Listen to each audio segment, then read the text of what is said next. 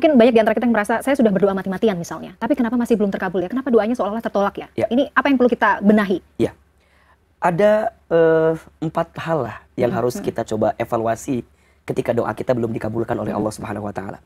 Yang pertama, Ahilman, bukan sejauh sih, sependek yang saya pahami karena saya ilmunya juga masih fakir ilmunya ya. Saya memahami doa itu dalam konsep meminta aja. Tapi sebenarnya kalau dalam Islam, apakah doa ini hanya sekedar meminta atau dimensinya lebih luas dari itu? Iya. Iya. Bismillah, alhamdulillah, wassalatu wassalamu ala rasulillah, wa ala alihi wa sahbihi wa mawalah, la hawla wa la quwata illa billah, amma ba'd. Bicara tentang doa. Doa itu artinya permohonan atau permintaan kita seorang hamba kepada Allah Subhanahu Wa Taala. Itu adalah doa. Maka doa itu meminta dan memohon. Doa itu meminta, bukan memaksa. Banyak orang yang, mohon maaf ya, memahami bahwa kalau aku udah doa, pokoknya kudu dikabulkan. Harus sesuai dengan yang aku mau. Iya, tetapi kita harus ingat, doa itu bukan memaksa. Doa itu meminta dan memohon kepada Allah Azza wa Jalla terhadap apa yang kita inginkan dalam kehidupan. Maka doa itu inti daripada ibadah. Nabi sampaikan, ad-du'a'u mukhul ibadah. Doa adalah inti dari ibadah. Makanya setiap ibadah kita sebenarnya adalah doa-doa terbaik kita kepada Allah Subhanahu Wa Taala. Dan doa itu juga senjata bagi orang beriman. Ad-du'a'u silahul mu'min. Doa itu senjata orang beriman. Seseorang yang sedang rapuh, kemudian dia bisa merasakan dan mendapatkan kekuatan karena doa. Ada orang yang sedang gelisah dan dia ingin mendapatkan ketenangan dengan doa. Ada orang yang sedang susah dan dia ingin mendapatkan solusi dari masalah yang dia miliki, maka dengan doa. Doalah yang menjadi kekuatan dalam hidupnya. Maka orang yang suka berdoa makin kuat. Orang yang jarang berdoa lemah hidupnya. Oleh karena itu, kalau kita bicara tentang doa, maka doa itu adalah meminta dan memohon seorang hamba kepada Allah Subhanahu Wa Taala. Oke. Dan penting kita pahami bahwa yang namanya berdoa kepada Allah, Zat yang Maha Agung dan pengabul doa kita, adalah kita tuh tahu adabnya. Jadi nggak ngasal doa ya, Ahilman. Ternyata doa aja ada adabnya ya. Bagaimana seharusnya kita memahami hal ini? Apa saja yang perlu kita lakukan supaya ini jadi ikhtiar kita agar doa kita bisa dikabulkan oleh Allah? Iya. Yang pertama, sebelum kita bicara adab dalam berdoa, ada 2 hal penting yang harus kita yakini dan pahami saat kita berdoa. Yang pertama, posisikan bahwa ketika kita berdoa, kita adalah seorang hamba dan Allah adalah Tuhan kita. Berarti seorang hamba itu hanya meminta, hanya memohon, hanya berharap yang terbaik gitu kan. Tapi tetap pada akhirnya yang memiliki hak prerogatif untuk mengabulkan doa kita adalah Allah Tuhan kita. Maka posisikan diri kita dengan seperti itu gitu. Bagaimana seorang hamba minta kepada Allah, kita menghinakan diri kita, kita memuji yang mau kita minta gitu. Nah, ini penting untuk kita hadirkan. Yang kedua, bicara tentang keyakinan. Dalam doa, yakin itu sangat penting. Makin besar keyakinan kita terhadap doa yang kita lantunkan, maka makin dekat dengan pengabulannya. Masya Allah. Makin kuat keyakinan kita dengan doa yang kita panjatkan, maka makin dekat dengan pengabulannya. Maka 2 poin ini menjadi penting. 1, tolong pastikan posisinya kita sebagai seorang hamba dan Allah sebagai Tuhan kita. Dan yang kedua, tolong pastikan hadirkan keyakinan yang sangat kuat saat kita berdoa. Termasuk tadi, proses ketika berdoa juga penting adabnya. Maka ada 5 yang harus kita perhatikan. 5. Oke. Tahapan pertama, memuji Allah. Ya. Alhamdulillahirabbil alamin. Segala puji bagi Allah. Panggil nama Allah dengan panggilan-panggilan terbaik. Kita tahu ada Asmaul Husna, nama-nama terbaik yang Allah miliki. Maka silahkan. Ya Allah, ya Rahman, ya Rahim. Ya Allah, ya Malik, ya Kudus, ya Salam. Barangkali ada yang minta rezeki, ya Allah ya Razak. Ada yang minta dikayakan, ya Allah ya Ghani, ya Mughni. Ya. Ada orang yang minta dijaga dalam hidup, ya Allah ya Hafiz. Ada orang yang ingin terpelihara, ya Muhaimin. Jadi silahkan memuji Allah dengan pujian terbaiknya. Karena itu adalah bagian daripada adab kita ketika berdoa. Yang kedua, alangkah lebih sempurna jika menyertakan sholawat di dalamnya. Kita meminta wasilah, sholawat kepada baginda Nabi SAW untuk menghadirkan doa-doa terbaik yang kita panjatkan. Makanya kalimatnya, Alhamdulillahirabbil alamin. Allahumma sholli ala sayyidina Muhammad. Yang ketiga, saat kita berdoa, hinakan diri kita. Jadi kita tuh harus ngerasa bahwa kita tuh butuh gitu. Iya, butuh banget. Ya Allah, hamba ini lemah. Ya Allah, hamba ini tak punya daya upaya gitu. Jadi makin kita merendahkan diri kita, makin kita ngerasa bahwa kita butuh dengan doa kita, maka makin kuat itu doa yang dipanjatkan. Nah, baru yang keempat, sampaikan apa doa kita. Lebih bagus jika bisa bahasa Arab, doanya dengan bahasa Arab ya. Nah, kemudian jika ingin lebih, mungkin akan bisa lebih dalam gitu biar bisa paham, boleh bahasa Indonesia. Ya sama lah kayak kita minta sama seseorang, tapi lebih deep gitu. Kalau bisa spesifik. Iya, spesifik penting ya? Penting. Ini kadang-kadang, ya Allah, engkau ngerti kan maksud aku kan? Kalau bisa. Ya tahu, tapi ketika kita menyampaikan itu akan lebih terasa biasanya. Akan lebih terasa. Nah baru nanti yang terakhir memuji Allah kembali. Kembalikan semua kepada Allah. Hasbunallah wa ni'mal wakil, ni'mal maula wa ni'man nasir. Ya Allah, hamba tahu engkau yang maha baik. Engkau tahu mana yang terbaik. Berikan yang terbaik terhadap apa yang hamba minta. Jadi 5 tuh. 1 memuji Allah, 2 bersolawat kepada baginda Nabi, 3 menghinakan diri kita, 4 menyampaikan doa secara spesifik, dan yang 5 mengembalikan kepada Allah mana yang terbaik untuk kita. Insya Allah. Aduh, ini kalau kita bicara tentang kekuatan doa ini luar biasa. Masih banyak pertanyaan, Ahilman. Bahkan nanti terkait kenapa sebab doa tertolak, bagaimana kemudian supaya doa kita juga bisa dikabulkan, dan masih banyak lagi. Doa itu kan supaya terkabul begitu ya. Syaratnya aja ada banyak ya gitu. Kalau kita mau bahas lebih jauh lagi, mungkin banyak di antara kita yang merasa saya sudah berdoa mati-matian misalnya, tapi kenapa masih belum terkabul ya? Kenapa doanya seolah-olah tertolak ya? Ini apa yang perlu kita benahi? Iya. Ada 4 hal lah yang harus kita coba evaluasi ketika doa kita belum dikabulkan oleh Allah Subhanahu wa taala. Yang pertama, boleh jadi karena kurang yakinnya kita dengan doa yang kita panjatkan. Pernah nggak Mbak Mila begini? Kita udah doa tuh, tapi tiba-tiba ada bisikan gini, kayaknya enggak deh. Kayaknya nggak mungkin deh gitu. Was-wasnya itu. Nah, itu hati-hati. Boleh jadi itu juga yang menjadikan doa kita kurang berkualitas. Maka ketika terlintas keraguan dengan doa kita, segera istighfar. Dan segera minta ampun kepada Allah dan lanjutkan doa lagi. Yakin, ketika lisan ini diberikan kemampuan untuk berdoa, berarti Allah sedang memberikan anugerah terindah untuk kita.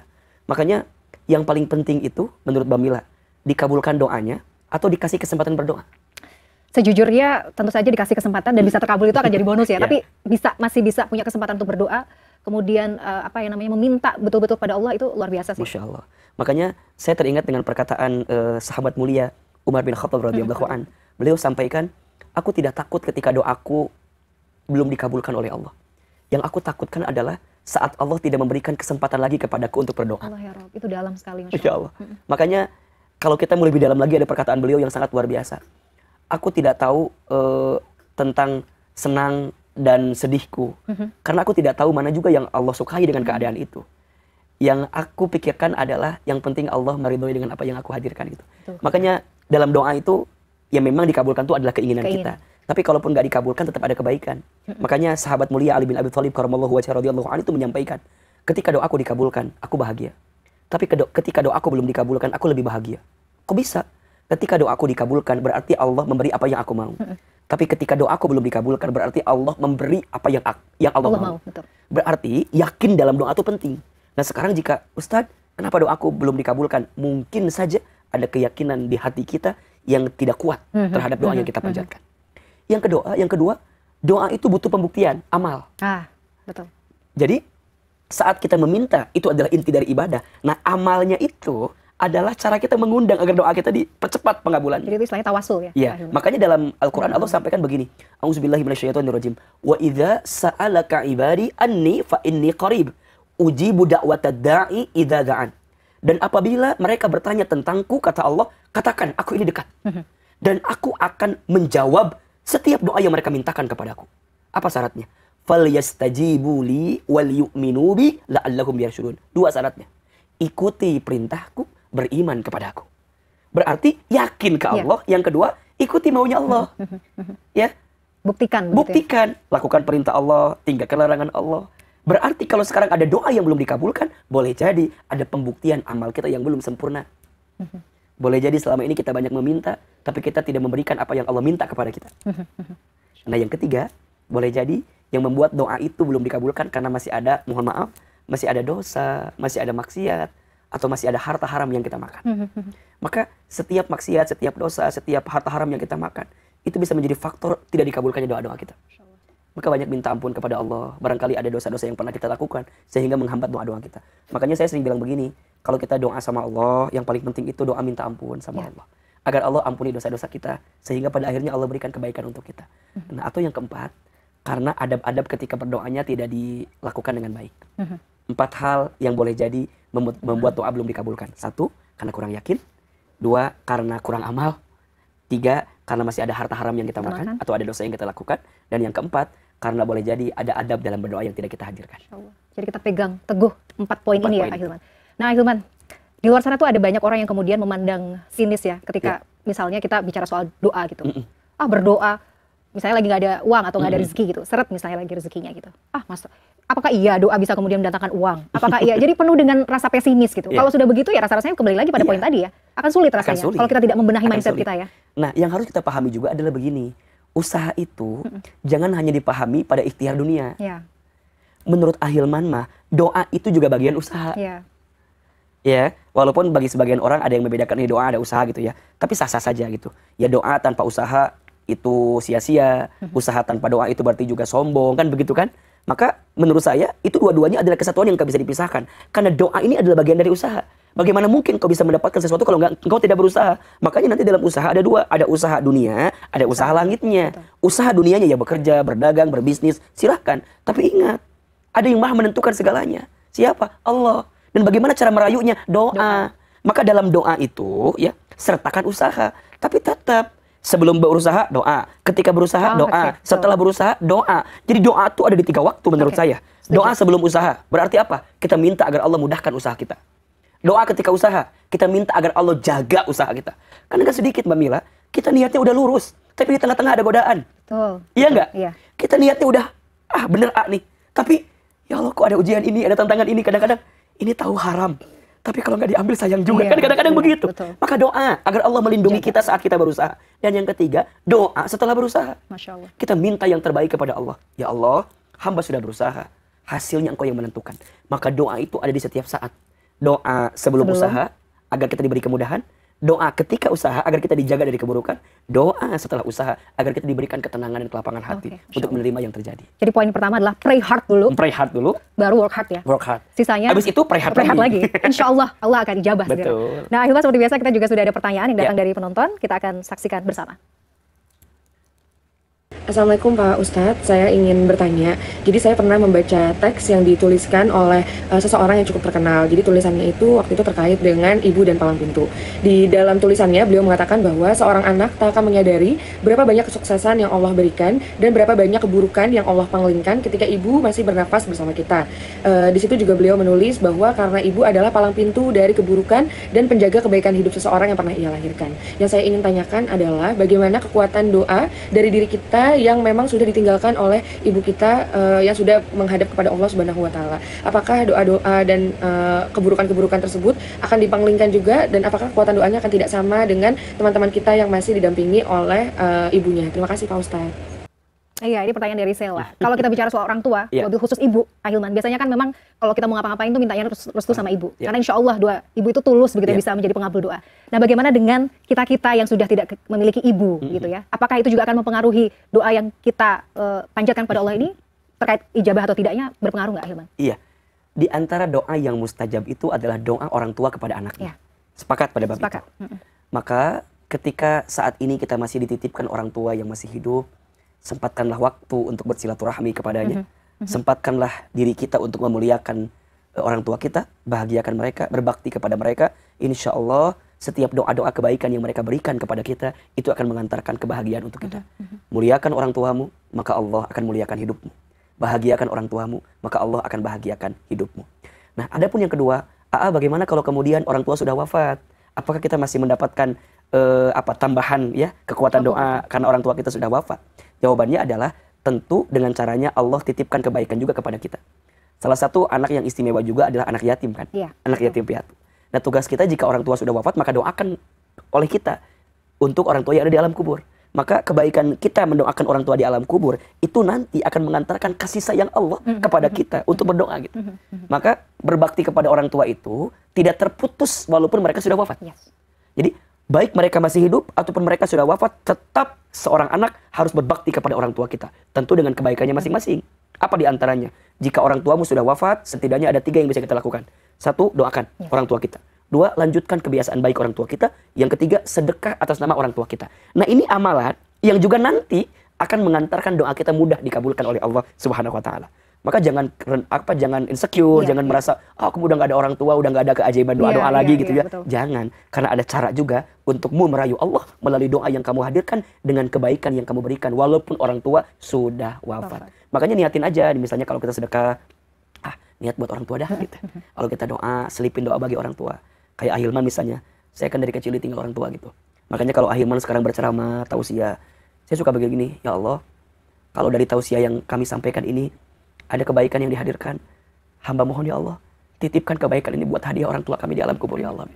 Jadi mudah-mudahan orang tua juga senang dan bahagia melihat anaknya melanjutkan kebiasaan baik itu. Aduh, kalau bicara orang tua nih ya, hati ini terasa bergetar gitu Ahilman rasanya. Karena saya juga sudah tidak memiliki orang tua, dan buat saya memang itu tadi, bahwa untuk berbakti pada orang tua yang sudah wafat itu masih banyak caranya. Dan kita harus itu tadi bersemangat untuk merayu Allah dengan amalan-amalan yang soleh ya. Betul. Ahilman, kalau kita senantiasa berdoa ya, terlepas dari Allah kemudian mengabulkan atau belum, itu urusan Allah. Kita tinggal menunggu saja. Tapi sebenarnya apa benefitnya kepada kita kalau kita memang terus-menerus tidak pernah lepas dari doa? Oh, Masya Allah. Kalau ditanya apa keutamaan orang yang senantiasa berdoa, banyak sekali. Tak akan cukup waktu 1 jam 2 jam untuk membahasnya. Sangat banyak sekali. Ya, doa itu kan ibadah yang paling mudah. Gak terikat oleh waktu, gak terikat oleh tempat, dimanapun, kapanpun kita bisa berdoa. Maka jika boleh kita simpulkan ada 5 lah yang bisa kita dapatkan. Yang pertama, orang yang senantiasa berdoa akan diberikan ketenangan oleh Allah Subhanahu Wa Taala. Yang kedua, orang yang senantiasa berdoa akan disayang oleh Allah Subhanahu Wa Taala. Dimudahkan urusan, dilancarkan dalam setiap pekerjaan, diberi pertolongan. Ini sesuatu yang sangat luar biasa. Yang ketiga, orang yang senantiasa berdoa akan dijaga oleh Allah. Ya, kenapa? Jadi kekuatan doanya. Betul. Yang keempat, orang yang senantiasa berdoa itu akan mendapatkan ampunan dari Allah Subhanahu Wa Taala. Dia akan diampuni oleh Allah atas setiap dosa yang kita lakukan. Makanya orang yang mau berdoa, setidaknya dia sudah mendapatkan voucher. Setidaknya ya, dosa dia diampuni oleh Allah. Makanya minta ampun sama Allah. Minta ampun sama Allah. Kita tuh kudu yakin ya sama Allah. Dosa kita banyak, iya. Tapi ampunan Allah lebih banyak dibanding dosa-dosa kita. Kita punya kehilafan manusia biasa, iya. Tapi percayalah Allah dengan segala bentuk ampunannya, itu akan memberikan kasih sayang kepada kita sebagai hambanya. Maka jangan pernah putus asa ketika engkau telah melakukan kesalahan. Selama engkau bertaubat dan minta ampun, maka Allah akan berikan kekuatan itu. Nah tentu yang kelima, orang yang biasa berdoa, orang yang akan diberikan kebahagiaan dalam hidupnya, dunia akhiratnya, dunia sampai dia ke surganya Allah Subhanahu Wa Taala. Maka 5 yang tadi yang kita hadirkan. 1, orang yang berdoa adalah orang yang akan mendapatkan ketenangan. 2, orang yang berdoa orang yang akan disayang sama Allah. 3, orang yang doa orang yang dijaga sama Allah. 4, orang yang berdoa adalah orang yang mendapatkan ampunan dari Allah. Dan yang kelima, orang yang berdoa orang yang mendapatkan kebahagiaan dunia akhiratnya. Luar biasa ya. 5 hal yang harus kita yakin betul. Allah itu pasti mendengarkan. Nah, saya pernah baca Ahilman bahwa Allah itu memiliki cara untuk menjawab doa kita. Ada 3 kalau tidak salah. Itu bisa dijelaskan nggak Ahilman? Iya. Ada 3 cara ketika Allah mengabulkan doa kita. Yang pertama, yes. Allah kabulkan sesuai apa yang kamu mau. 2, no. Tidak. Allah gantikan dengan sesuatu yang lebih baik dalam pandangan Allah. Atau yang ketiga, wait. Tunggu.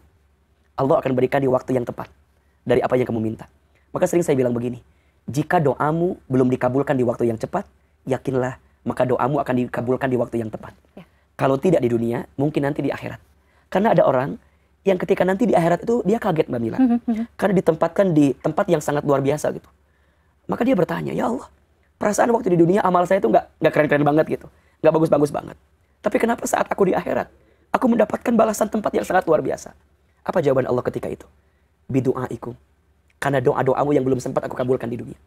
Jadi dia walaupun doanya belum dikabulkan, tetap saja berdoa, tetap saja minta sama Allah, tetap dia mohon sama Allah. Dan dia yakin kepada Allah. Dia berprasangka baik kepada Allah. Bahwa setiap lantunan doanya pasti Allah dengar, pasti Allah lihat, dan pasti Allah ketahui. Dan pada saatnya ketika di akhirat dia terkaget-kaget mendapatkan hadiah yang luar biasa. Padahal waktu di dunia dia merasa amalnya tidak sempurna. Tapi kata Allah, bidu'aikum. Karena doa-doamu yang belum sempat aku kabulkan di dunia. Itu dahsyatnya doa. Jadi kalau belum terkabul, jangan bersedih. Terus aja. Siapa tahu akan ada pahala-pahala. Tapi tentu juga evaluasi diri. Mungkin tadi yang 4 tadi belum kita lakukan dengan baik.